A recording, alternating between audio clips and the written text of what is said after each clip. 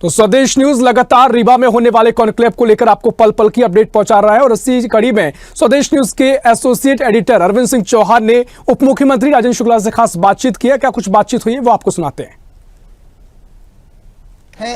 राजेंद्र शुक्ला कैसे देखते हैं पांचवा ये रीजनल कॉन्क्लेव है विंध्य क्षेत्र के लिए, तो ये इसके पहले आज तक कभी इस प्रकार का कार्यक्रम नहीं हुआ, जबकि काफ़ी पोटेंशियल है इस इलाके में। ये बात सही है कि पहले अच्छी सड़कें नहीं थी, रेलवे लाइन डेड एंड था यहाँ पे, अब सिंगरौली तक रेलवे लाइन का विस्तार हो रहा है, एयरपोर्ट बन के तैयार हो गया है, सिंचाई की नहरों का जाल बिछ चुका है।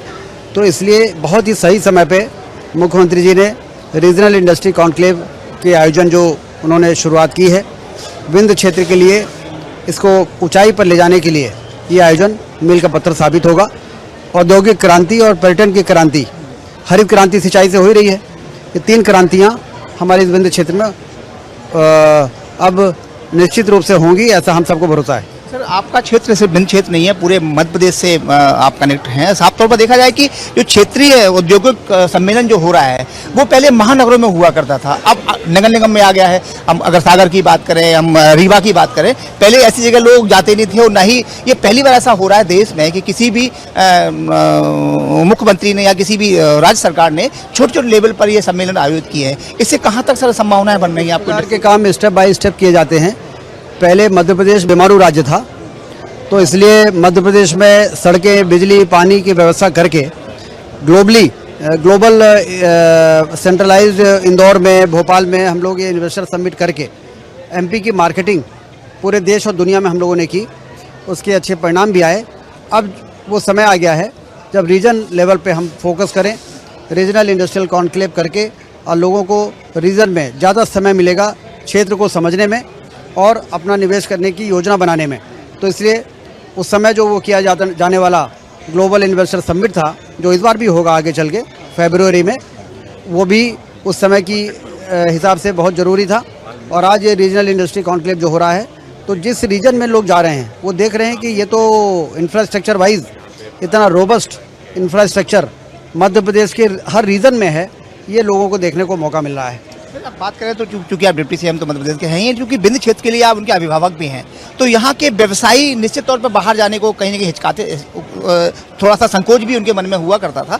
अभी कितने जगह से लोग आ रहे हैं, किस किस देश से लोग आ रहे हैं, और साफ तौर पर यहाँ सबसे फेमस चीज़ क्या है जिसे बर्ड लेवल पर या पूरे देश लेवल पर ले जाया जाए? ऐसी कौन सी चीज़ यहाँ पर निर्माण होती है, क्योंकि यहाँ के बारे में आप बिल्कुल चिर परिचित है बघेलखंड से और विंध्य क्षेत्र से? देखिए, 40 मिलियन टन सीमेंट तो यहाँ बनती है, क्योंकि भगवान ने जमीन के अंदर इतना लाइमस्टोन दिया हुआ है। 40 मिलियन टन सीमेंट बहुत होती है। 15,000 मेगावाट कोयले से बिजली बनती है सिंगरौली में, क्योंकि कोयला ज़मीन के नीचे जितना हमारे इलाके में है और कहीं नहीं है। सोलर बंजर भूमि में सोलर प्लांट लगाए जाएं तो 5,000 एकड़ की बंजर भूमि भी हमारे यहाँ ही निकली, जहाँ पर 750 मेगावाट का सोलर प्लांट लगा के हम दिल्ली के मेट्रो चला रहे हैं। सिंचाई का क्षेत्रफल 1-1 इंच ज़मीन में सिंचाई का पानी पहुँचे, इसके लिए काम हो रहा है। और राज्य और केंद्र सरकार ने इंफ्रास्ट्रक्चर में भी यहाँ पर भरपूर काम किया है। वर्षों से लंबित योजना ललितपुर से सिंगरौली रेल लाइन जो बंद पड़ी थी, अब युद्ध स्तर पर काम हो रहा है, हवाई अड्डा बन के तैयार हो गया है।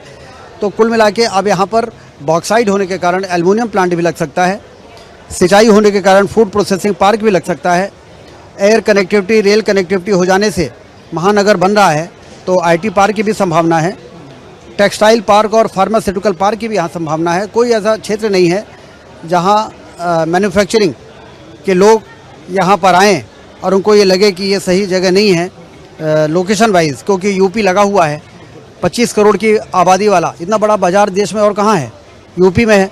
तो यूपी का, और यूपी का गेटवे है ये रीवा, विंध्य यूपी का गेटवे है। तो यहाँ पर यदि कोई प्रोडक्ट बनता है तो रॉ मटेरियल चाहे जहाँ से आए, मार्केट बगल में है। सर, मेरा अंतिम सवाल है, ये अगर मध्य प्रदेश की बात करें तो ये मतलब इनोवेटिव आइडिया के लिए जाना जाता है। अभी माइनिंग कॉन्क्लेव आपने किया, तो निश्चित तौर पर देश का पहला ऐसा था, और मेरी बहुत सारे लोगों से बात की, मैंने पूरा कवर किया था।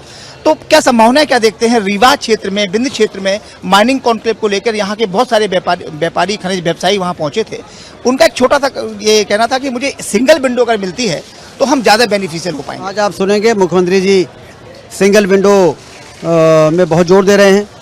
और ईज़ ऑफ डूइंग बिजनेस में बहुत जोर दे रहे हैं, जिससे कि मध्य प्रदेश में सब कुछ है और यदि ईज़ ऑफ डूइंग बिजनेस नहीं होगा तो लोग नहीं आ पाएंगे।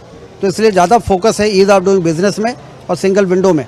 तो आज जब कॉन्क्लेव होगा तो मुख्यमंत्री जी के द्वारा जो आश्वासन दिया जाएगा उससे आपको भरोसा हो जाएगा। विंध्य क्षेत्र में ये हो रहा है, आपको कितनी खुशी महसूस हो रही है कि यहाँ पर आज इतना बड़ा कॉन्क्लेव होने जा रहा है? देखिए, विंध्य क्षेत्र के लोगों के चेहरे में अलग चमक है। 3 दिन पहले हवाई अड्डे का उद्घाटन हुआ और 3 दिन बाद इंडस्ट्री कॉन्क्लेव हो रही है। अब कोई ये नहीं कहेगा कि साहब यदि आपके यहाँ हवाई अड्डा होता तो जरूर हम आ जाते। ये बहाना व्यवसायियों के पास नहीं होगा। कोई नहीं, कनेक्टिविटी बहुत जरूरी होती है व्यवसायियों के लिए। बिल्कुल, रेल, हाईवे, एयर कनेक्टिविटी और हमने तो वाटर कनेक्टिविटी भी की है, सिंचाई के नहरों का जाल बिछा दिया है। तो इसलिए आने वाले वर्षों में आप देखिएगा विंध्य क्षेत्र समृद्ध इलाकों में शामिल होगा। हमारे साथ थे डिप्टी सीएम राजेंद्र शुक्ल जी। इनका साफ तौर पर मानना यह है कि अब जो जिस प्रकार से विंध्य क्षेत्र तरक्की कर रहा है, सक्सेस कर रहा है और विकास के नए आयाम बढ़ रहा है, वो दिन दूर नहीं जब बहुत सारे व्यवसायी यहाँ पर आएंगे और अपने उद्योग धंधे स्थापित करेंगे। कैमरा पर्सन सुजीत के साथ अरविंद चौहान, रीवा।